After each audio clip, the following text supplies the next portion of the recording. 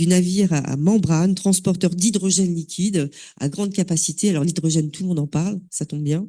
Ça fait partie des solutions que nous attendons d'ici 2030, 2050 pour décarboner une partie des activités en France. Hein. Donc je vous laisse la parole. Vous êtes accompagné de Fabien. Alors on devrait être 4 même, parce que il y a 4 entités qui ont participé à l'exercice. Donc je vais humblement essayer d'en remplacer un qui est LMG Marin, qui ne sera pas présent. Mais donc moi je suis donc Total Energy, Michel Faou. Bonjour à tous, Hugo Molin, je représente la société GTT et je suis responsable du programme d'innovation qu'on appelle LH2, donc je vous en parle après. Bonjour à tous, Fabien Bigot, Bureau Veritas. Je travaille au département Design Assessment et j'ai participé au projet pour la revue des documents. Voilà, donc je vais avoir le privilège de commencer là sur les quelques premières slides pour présenter le projet. Alors le projet, c'est évidemment lié dans le contexte de la feuille de route de décarbonisation. C'est le COP, c'est l'accord de Paris, et c'est les exigences et les volontés surtout des pays et de la réglementation internationale et des entités, des structures. Hein, Total Energy en fait partie. Pour arriver à une décarbonation à échéance de 2050. Donc on a des vraies volontés, notamment de certains pays, d'arriver à zéro carbone en 2050. Zéro carbone à 2050, ça veut dire qu'on va utiliser, on n'utilise plus de charbon, on n'utilise plus de pétrole, on n'utilise plus d'LNG, et on va utiliser des énergies vertes. Et dans ces énergies vertes, on le verra, il y en a deux principalement là qui sont regardés sur la présentation, mais on se focalise évidemment sur l'hydrogène liquide, on appelle le LH2. Pour ça, on a fait l'objectif, en tout cas vision Total Energy, c'était de dire on veut en 2030-2035 être capable d'avoir la chaîne de transport d'hydrogène liquide en place. 2035, ça veut dire que si on revient en arrière, il faut qu'on regarde les concepts de production, mais aussi de transport. Le transport maritime, évidemment, parce qu'il n'y a pas de transport de pipeline qui va exister sur ces distances-là. Et donc, c'est pour ça qu'on a fait cet accord franco-français, 4 entreprises françaises d'excellence dans le GNL, en tout cas historique. On a voulu refaire un petit peu ce qu'il y avait comme excellence dans le GNL dans les années 70 et de le remettre sur l'hydrogène liquide, parce qu'on est sur les mêmes problématiques et avec des compétences qui se sont développées ou affinées sur le sujet de l'hydrogène. Alors, on va passer à la slide suivante. Et donc, je vais venir sur le besoin. Alors, pourquoi le besoin de ces chaînes? On a une vision 2050 zéro carbone. On a, entre autres, des États ou des régions, l'Europe en fait partie, mais le Japon aussi, évidemment, qui ont des besoins d'énergie décarbonée à cet horizon-là, et donc qui ont pas la capacité de le produire, ou en tout cas pas de le produire en grande quantité. Et donc, ce qui est regardé aujourd'hui, c'est des chaînes donc de produits décarbonés verts, c'est-à-dire qu'il est produit. Ça, c'est donc le sketch, le schéma de gauche. Là, il est produit à partir d'électricité verte, panneaux solaires ou éoliens. Ensuite, on passe par des électrolyseurs pour séparer les molécules et avoir soit une chaîne d'hydrogène liquide en passant par une liquéfaction, soit une chaîne d'ammoniac, là, le NH3, en passant également par la séparation des molécules. Et ensuite, on transporte ces produits sous forme liquide à pression atmosphérique et on les amène sur les longues distances aux utilisateurs. Et les utilisateurs, c'est le schéma de gauche, là, du coup. Et les utilisateurs, c'est l'industrie lourde, évidemment, hein, c'est la production d'énergie, c'est les GTG, c'est les raffineries, c'est l'industrie lourde, l'aciérie, c'est à terme la mobilité, évidemment. Et donc, les besoins à ces horizons-là sont immenses. Enfin, le challenge est immense. Donc, on a des routes qu'on voit apparaître On produit alors c'est pas low cost parce que c'est définitivement pas low cost, mais à un coût le plus compétitif possible pour l'énergie, donc éolien et solaire. Donc il faut évidemment de l'espace. Il faut des pays qui produisent à des coûts compétitifs et il faut de l'eau, puisque dans le principe évidemment de l'électrolyse, il faut de l'eau. Donc c'est pour ça qu'on retrouve les productions Golfe US, Amérique du Sud, le Middle East, l'Afrique du Nord et puis l'Australie qui sont des cibles de production de ces énergies. Et puis les transports, on voit qu'on est sur des transports de longue distance, puisque pour aller au Japon, Australie-Japon, c'est 5000 km plus. Donc on a des chaînes, enfin des longueurs de transport très très longues. Donc ça, alors on passe à la slide suivante, et ça a permis, nous, Total Energy, on a défini voilà. Nous, on a défini on va dire les limites de l'étude, hein, c'est-à-dire le profil opérationnel du navire, la taille du navire, le volume qu'on souhaitait transporter. Et puis, comme on est sur un produit qui est léger comparé aux produits carbonés, on a essayé, et puis on a évidemment une production qui est chère. On a essayé d'être le plus gros possible pour essayer d'avoir des coûts qui soient les moins effrayants possibles, on va dire, à l'origine. Donc, on est parti sur ce projet là, 150 000 tonnes. On verra que c'est peut-être aujourd'hui, avec du recul, pas forcément la cible prioritaire, mais enfin, en tout cas, c'est l'exercice de départ. Et alors j'ai perdu un petit peu, voilà. Et donc dans l'exercice, c'était de dire pourquoi hydrogène liquide, pourquoi pas l'ammonia. Et en fait, on se rend compte que ça sera un mix, c'est-à-dire qu'il y a un besoin tel que il y aura un besoin d'ammonia et un besoin d'hydrogène liquide à terme. Chacun a ses avantages, chacun ses inconvénients. Évidemment, l'avantage de l'ammonia, c'est qu'il est disponible aujourd'hui. C'est des chaînes qui existent. C'est plus facile à construire, c'est plus facile à transporter. Par contre, ça a des problèmes, de toxicité, évidemment. Ça a des problèmes d'acceptabilité. Construire un terminal ou une production d'ammonia dans un port, évidemment, ça c'est des gros challenges. Et puis un dernier désavantage de l'ammonia par rapport à l'hydrogène, alors qu'il en a évidemment des avantages. Un des désavantages, c'est le client final. On peut avoir des clients finaux qui ont des besoins d'hydrogène, c'est-à-dire qu'ils vont mélanger l'hydrogène, au début mélanger l'hydrogène avec du LNG ou avec du fuel pour ce qu'on appelle blender, hein, c'est-à-dire réduire l'empreinte carbone, et puis à terme basculer sur l'hydrogène. Donc le produit final, c'est de l'hydrogène, ce qui rend l'ammoniac moins compétitif, puisqu'évidemment quand on le transporte en liquide, arrivé à terme, on le craque pour le retransformer en hydrogène, et ça, c'est une étape technique et une étape de coût additionnel.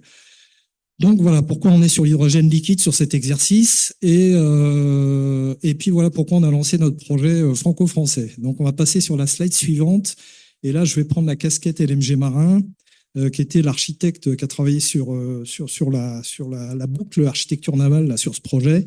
Donc une fois qu'on a défini les contraintes les contraintes de l'étude, hein, le périmètre de l'étude, donc il y a eu un processus d'abord itératif sur le type d'engin qui pouvait transporter de l'hydrogène liquide. Alors pour vous donner juste un ordre de grandeur, 1 mètre cube d'hydrogène liquide, alors pardon, je vais revenir, 1 mètre cube de produits carbonés, ça frôle la tonne.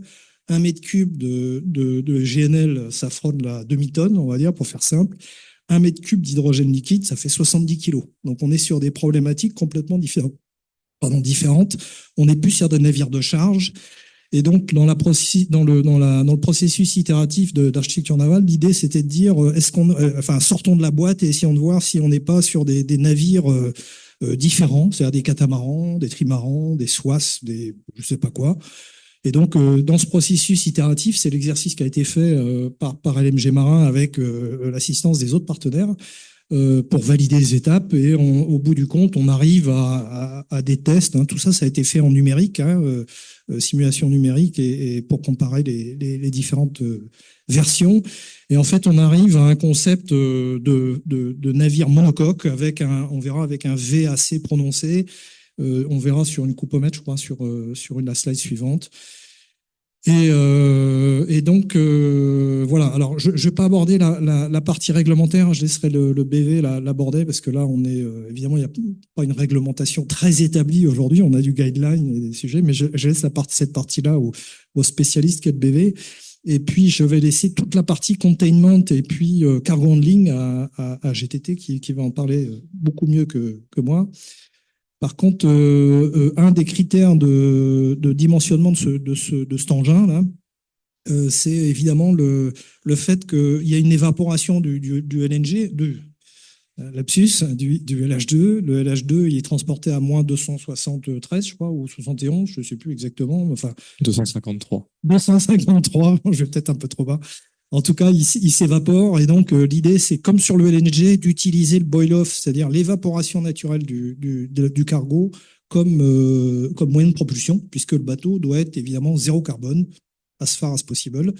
Et donc, on utilise l'évaporation des cuves comme système de propulsion, et dans l'exercice qui a été fait par LMG Marin et par le JIP, là, le groupement, c'était de regarder les différentes solutions de propulsion qui étaient envisageables pour ce type de produit, avec en tête l'idée que on se projette sur une construction 2030-2035. Donc c'est demain, hein, on y est quasiment.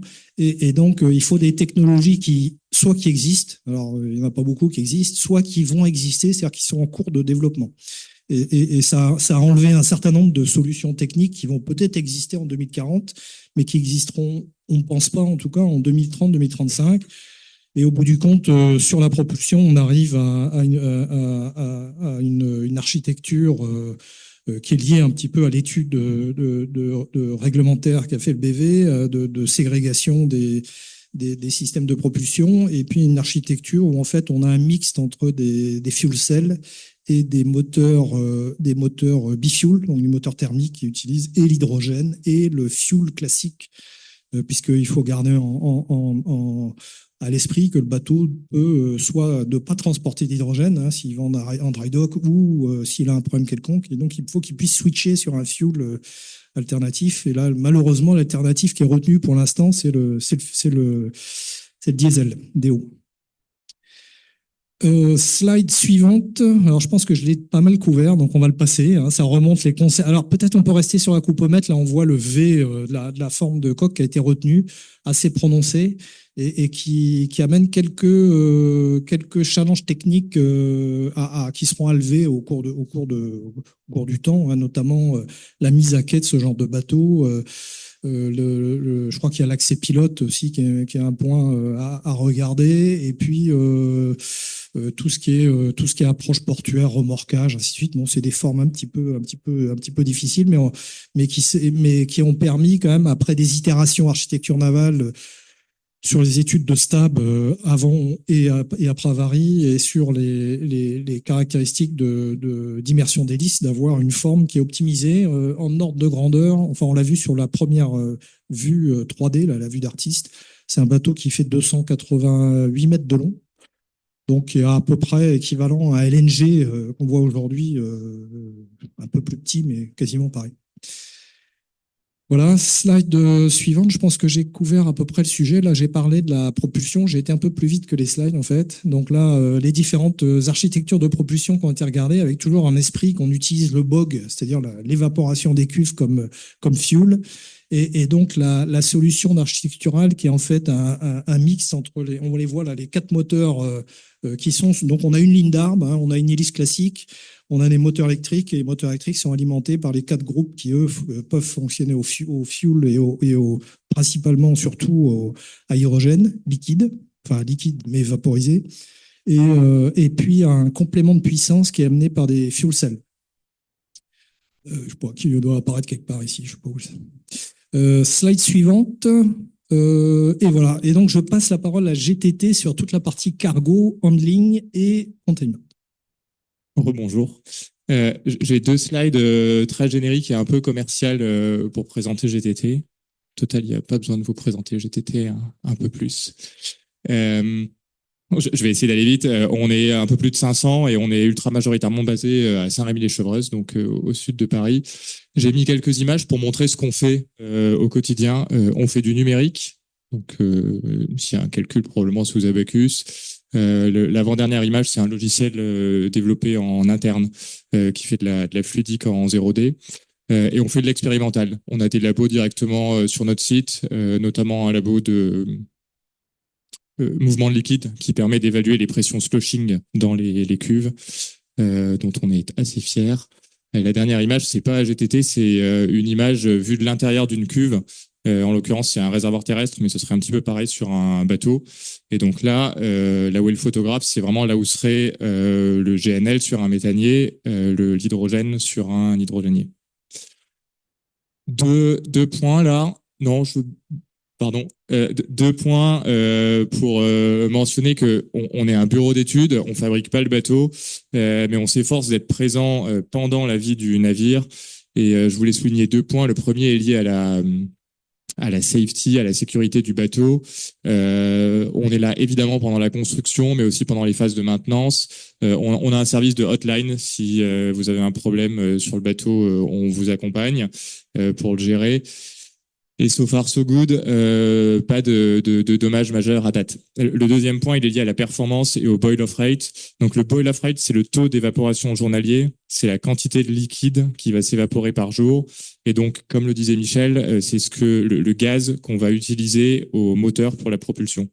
C'est un paramètre qui est super important d'un point de vue performance. Parce que si le bateau va un peu moins vite que prévu, si le bateau s'arrête un petit peu au milieu de l'océan, ça fait du gaz qui se crée et qui s'accumule. Donc, moins il y en a, mieux c'est de façon globale. Et ce qu'il faut surtout, c'est avoir une cohérence entre l'évaporation et le besoin sur l'ensemble du trajet. Tout ce que je vous ai dit là, c'est très GNL. Ce qu'on veut, c'est dupliquer ça sur l'hydrogène.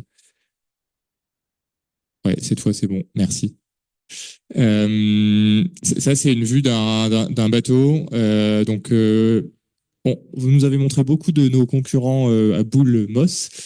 Nous, on a un système membrane, donc on voit pas la boule par-dessus qui est assez qu'on a tous en tête pour les méthaniers. On a un système membrane et l'idée c'est vraiment qu'on vient tapisser la coque intérieure du bateau. Il y a plusieurs couches dans la tapisserie. Il y a des couches de thermique, des couches de mécanique et évidemment des couches d'étanchéité. Ça offre le gros avantage de mieux s'adapter à la forme du bateau. Michel a parlé des coques en U, des coques en V. En soi, pour un système membrane qu'on vient donc tapisser, je pense que c'est le bon terme partout. Il n'y a pas de problème, on s'adapte aux deux formes de coques. Et donc, à ISO taille de bateau extérieur, on transporte plus d'hydrogène liquide que nos petits concurrents. J'ai mis quelques chiffres en haut sur le fait qu'on a une part de marché significative sur le GNL, mais je vous propose de passer. Je pense qu'il faut mentionner que toutes les constructions aujourd'hui sont GTT. Hein. Toutes les constructions grande échelle. De membrane, je veux dire, de cuve. Quoi. Oui. À grande échelle. À grande échelle. Et donc, au-delà de la part de marché significative aujourd'hui, ça fait une expérience énorme. Sur la slide précédente, il y avait marqué plus de 3500 années de navigation cumulée. Si on multiplie le nombre de bateaux par leur année de navigation, on arrive à une valeur supérieure à 3500. Donc, ça fait beaucoup. Et donc, nous, c'est une énorme base de connaissances et de compétences sur laquelle on s'appuie pour nos développements actuels. Michel a dit 2 des 3 valeurs importantes qui sont sur le tableau de droite, mais je vais les rappeler. On va comparer avec le GNL. Le GNL, on le connaît bien on le connaît bien. Donc l'hydrogène liquide, c'est beaucoup plus léger, 70 kg par mètre cube contre 470 pour le GNL. C'est beaucoup plus froid, moins 250 versus moins 160. Moins 250, c'est une température à laquelle l'air liquéfie pour donner un ordre de grandeur. Donc, si on prend un verre d'hydrogène liquide, là, déjà, je ne le tiendrai pas comme ça, mais si je le pose sur la table, l'air qui est au-dessus va liquéfier. Et ça pose plein de questions de sécurité et de performance. De l'air liquide, c'est de l'oxygène très concentré. Donc, c'est des questions aussi intéressantes que clés dans le cadre du développement. Et la dernière colonne, c'est plus petit, l'hydrogène, la molécule d'hydrogène que la molécule de méthane. Le le point peut-être important, c'est Scalable Technology. Le système membrane permet de transporter n'importe quel volume. Il n'y a pas vraiment de limite maximale. Et c'est même plutôt l'inverse. Plus le volume va être grand, plus on sera compétitif. On peut passer aux slides suivantes. Il y en a deux. Une qui est dédiée à ce qu'on appelle le Cargo Containment System, donc c'est la cuve, et une qui est dédiée au Cargo Handling System, c'est l'ensemble des tuyaux et des équipements sur le pont du bateau qui permettent de réaliser les opérations. Là, je pense que vous vous situez, on a une coupe du navire. Donc le navire, dans son sens de longueur, serait dans la profondeur de l'écran, avec l'eau de mer ici, et à l'intérieur, la cargaison d'hydrogène liquide. Ce qu'on appelle Cargo Containment System, c'est ça. Donc en très résumé ici, qui permet de contenir l'hydrogène liquide à l'intérieur du bateau. Il y a trois paramètres importants. Le premier, il vient assez vite à l'idée, c'est l'étanchéité. Il s'agit que les molécules d'hydrogène ne sortent pas du bateau. Et donc pour ça, on a, je pense notamment à votre question tout à l'heure sur la sécurité, là, on a un joker. Donc on a une membrane primaire qui est 100% métallique, 100% étanche, qui permet de contenir toutes les molécules d'hydrogène à l'intérieur de la cuve. On envisage le cas, et les codes internationaux nous y contraignent, on envisage le cas où cette membrane primaire a un endommagement. Donc par exemple, il y a un objet qui a été laissé dans la cuve de façon malencontreuse et qui vient taper la membrane primaire. Donc s'il y a une fuite sur la membrane primaire, on a toujours une membrane secondaire qui elle aussi est 100% métallique, 100% étanche pour faire deuxième système de contenance. Ça permet de protéger la température, de protéger la coque interne. Donc on voit ici, qu'on retrouve ici. Et quand je dis la protéger, c'est la maintenir à une température acceptable. Acceptable étant température ambiante. L'isolation qui est ici, donc on se met dans un cas où il y a eu une avarie, on a de l'hydrogène liquide qui est à cet endroit-là. L'isolation qui est ici est amplement suffisante pour maintenir une température ambiante sur la coque du navire, quand bien même ici il fait donc moins 250 degrés. Là-dessus, alors c'est ultra schématisé, désolé, on est vachement prudent, GTT, sur nos designs, donc je me contente de forme Paint ou PowerPoint, mais il faut me croire, on n'a pas révolutionné nos designs sur la partie secondaire, on s'appuie sur les 3500 années de navigation et on fait quelque chose de robuste qui marche. Parce que, comme je disais, avant tout, cet espace, il est là pour la sécurité. L'espace primaire, là, par contre, on a été contraint d'innover franchement. La température, moins 250, et la densité, 70 kg par mètre cube, ça nous oblige à significativement améliorer la performance thermique. Et pour améliorer la performance thermique, on utilise des nouveaux matériaux. Donc, Super Insulating Material, on en envisage plusieurs aujourd'hui. Ce qui offre de la flexibilité en termes de coût, en termes de performance. Ce seront des matériaux non structurels et sous vide pour décupler leur performance. Et puis combiné à ça, il y a une structure en composite qui, elle, est là pour le troisième paramètre. Au début, je vous disais, il y a trois paramètres importants, l'étanchéité, le deuxième, c'était la thermique, et le troisième, c'est l'aspect mécanique. Hydrogène liquide, c'est léger, 70 kg par mètre cube, mais malgré ça, quand le navire navigue, il y a des mouvements qui se créent à l'intérieur de la cuve, il y a donc du swashing, c'est des vagues qui viennent taper la paroi. Et quand bien même l'hydrogène liquide c'est léger, ces vagues, elles ont des impacts qui sont non négligeables. Et donc on est obligé mécaniquement de tenir à cet endroit-là. Et ça, on le fait avec une structure en composite. L'aspect qu'on appelle handling system, c'est l'ensemble des tuyaux et des équipements. Donc les équipements, c'est des compresseurs, des échangeurs sur le pont du navire qui permettent d'effectuer les opérations du bateau, chargement, déchargement évidemment, mais aussi de gérer, de détecter les fuites, de gérer les espaces qu'on voyait précédemment. Le point, dans le cadre du programme, là, le point qui nous tenait à cœur et qu'on a poussé, c'est d'avoir une forte collaboration avec des équipementiers et dans le design du bateau, de n'avoir que des équipements, soit qui sont aujourd'hui sur le catalogue, soit qui sont pas sur le catalogue aujourd'hui, mais en lesquels tous Quand je dis tous, c'est les 4 membres du JDP plus l'équipementier. On a un niveau de confiance élevé en le fait qu'on les aura dans les prochaines années. Donc, on peut passer à la slide suivante. Et donc, la slide suivante est dédiée à une maquette qu'on n'a pas encore réalisée, mais qu'on va réaliser, qui permettra, donc c'est vraiment un prototype de 150 mètres cubes qui permettra de stocker du LH2 et donc de valider les 2 points dont je parlais avant, l'aspect vraiment cuve et l'aspect tuyauterie équipement. Il y a 3 grands objectifs à cette maquette. La première, c'est que c'est la première fois qu'on va construire à échelle 1 un système pour contenir de l'hydrogène liquide, un système GTT. Ça permet de vérifier que tout se monte bien. On aura fait une batterie de tests avant pour pas qu'il y ait de loupé à ce moment-là, mais il n'empêche que c'est le moment où on vérifiera ça. Ça permet de réaliser tous les tests qui seront ensuite faits sur chantier naval quand on construira un vrai bateau. Et pour nous, c'est l'occasion d'optimiser des designs, des procédures, notamment pour réduire les coûts, parce qu'on les fait en vrai. Et donc, on s'aperçoit qu'il y a des pistes d'optimisation. On va faire 2 batteries de test. Une batterie de test dédiée à de la safety, notamment en conditions accidentelles. Donc c'est le cas dont je vous parlais juste avant, où la membrane primaire a eu un problème et où donc il faut que ce soit la membrane secondaire qui contienne l'hydrogène liquide. Dans ces cas-là, on va monitorer la température sur la coque, l'équivalent de la coque. Et un test de performance où là, il n'y aura pas d'accident et on vérifiera le boil-off rate, donc le taux d'évaporation journalier. Et je crois que j'en ai terminé et je te laisse la parole. Merci. Donc, bonjour. Alors, je ne vais pas présenter Bureau Veritas parce que ça a déjà été très bien fait par Julien tout à l'heure.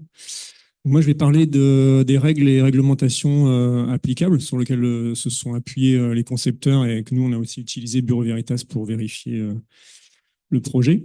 Donc, comme c'est un navire destiné à transporter du gaz liquéfié pour du commerce international, il est soumis au code gaz de l'OMI, code IGC.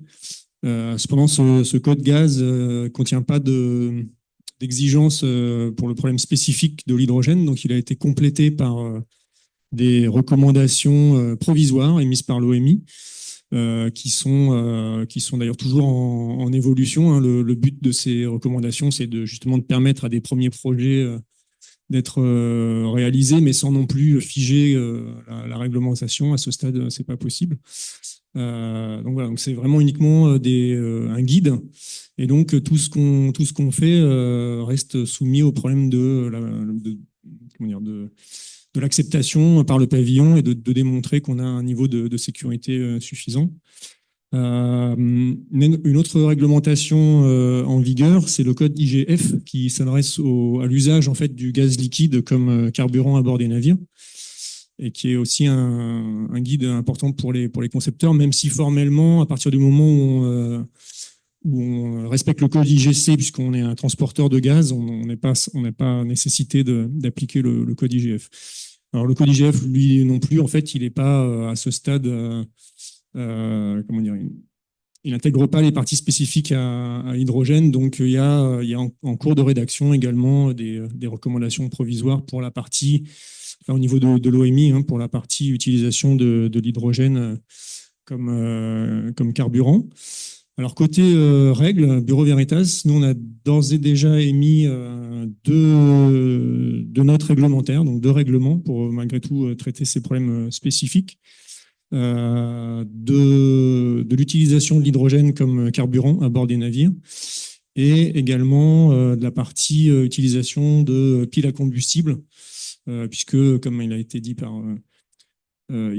précédemment, c'est pas le seul moyen de convertir l'hydrogène en énergie à bord, mais c'est quand même un moyen qui est utilisé, nous, en mix avec, dans le projet, avec des moteurs à combustion interne dual fuel. Et puis, bon, ce transporteur de gaz est soumis, enfin, comment dire, évidemment, on se doit de respecter notre règlement pour la classification des navires en acier avec une mention de service transporteur de gaz liquide. C'est bon. Donc, dans le cadre du projet, on a fait 2 analyses de risque. avec l'ensemble des participants en fait. Hein. Donc c'était sous forme d'ateliers regroupant les experts, donc des 4 participants, donc avec une expertise, enfin l'expertise des concepteurs des systèmes, hein, le système de containment system et le navire, l'expertise de Total, l'opérateur, et puis Bureau Veritas comme organisme de vérification. Donc faire une analyse de risque, c'est un peu un point obligé quand on s'occupe de nouvelles technologies, de nouveaux concepts. Et c'est d'ailleurs imposé par nos règlements ou par les recommandations provisoires de l'OMI pour l'hydrogène. Donc dans ces analyses de risque, on s'intéresse à tous les risques, hein, les risques pour le personnel, le risque pour l'environnement et le risque évidemment aussi pour l'asset, le navire lui-même.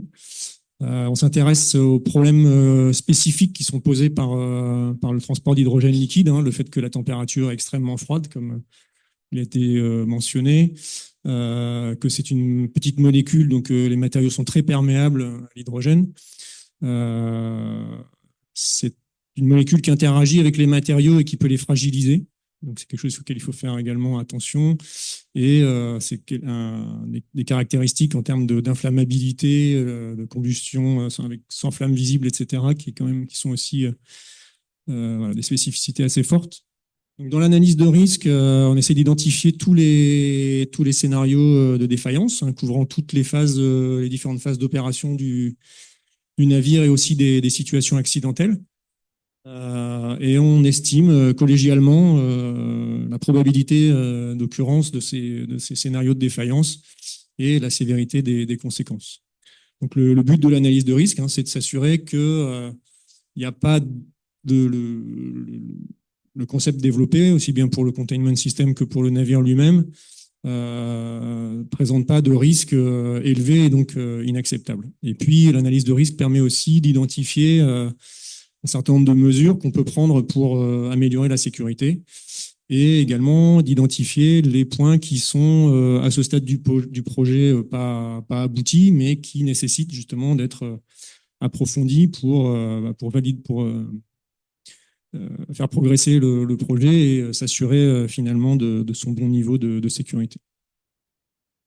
Donc là, il y a une vue où on montre les zones dangereuses identifiées par LMG Marin et vérifiées par le Bureau Veritas. Alors sur la base des règlements en vigueur, ce qui veut dire que ce sera à compléter ultérieurement pour tenir compte des spécificités de l'hydrogène. Voilà. Et donc nous, Bureau Veritas, on a suivi tout le projet, on a participé aux analyses de risque, on a revu un certain nombre de documents qui nous ont été soumis par GTT pour le containment system et par LMG Marin pour le navire. Et on a remis donc deux documents, 2 approbations de principe couvrant ces 2 systèmes, hein, donc qui attestent du fait que on n'a pas identifié de points bloquants pour le développement du projet. Évidemment, à ce stade, il reste un certain nombre de choses qui sont pas finalisées, qui sont pas claires, mais on n'identifie pas de points bloquants. Et pas non plus de points qui sont en contradiction avec les règlements en vigueur et qui donc amèneraient le projet à ne pas être réalisable ou pas acceptable du point de vue des réglementations et de nos règles de classification. Voilà, donc j'ai terminé, je pense que c'était la dernière slide. Il n'y a pas de conclusion, mais j'ai peut-être juste faire une conclusion. Donc on arrive à l'AIP, c'est quand même, enfin 2 AIP, hein, c'est quand même bien. On a vu ce qu'on appelle le mock-up, c'est-à-dire le mock-up, le démonstrateur par GTT pour aller sur la constructabilité. Et après, l'étape suivante, ça va être les chantiers, donc la capacité des chantiers à construire ces navires et à les produire en 2000. Encore une fois, la fenêtre de tir, c'est 2030, 2035. Et juste pour conclure, faut savoir qu'il y a un bateau qui existe en hydrogène liquide, qui flotte, qui navigue et qui opère. Alors, c'est un démonstrateur, il est tout petit. Enfin, il est là aussi pour dérisquer un peu ce sujet-là. Voilà. Merci beaucoup, c'était vraiment passionnant. J'avais des questions, mais vous venez d'y répondre. Donc, on a hâte de voir évidemment ces projets se transformer en réalité. Juste un petit commentaire, je trouve projet très bien présenté, et en particulier parce que toute sa construction, il est fait autour d'un consortium, et tout de suite on met sur la table ce que j'appelle moi les invariants, c'est-à-dire ce qu'il faut pour vraiment travailler. Et vous l'avez vraiment démontré dans la façon dont vous avez présenté le projet. Les autres ont été pareils, mais vous avez été convaincants. Donc un grand merci à vous. Je suis sûre qu'il y a plein de questions, mais on a complètement plafonné le délai, donc on va vous les poser avec un petit café. Merci beaucoup en tout cas à tous. Merci aux 3 présentations de ce matin, c'était très intéressant. Merci.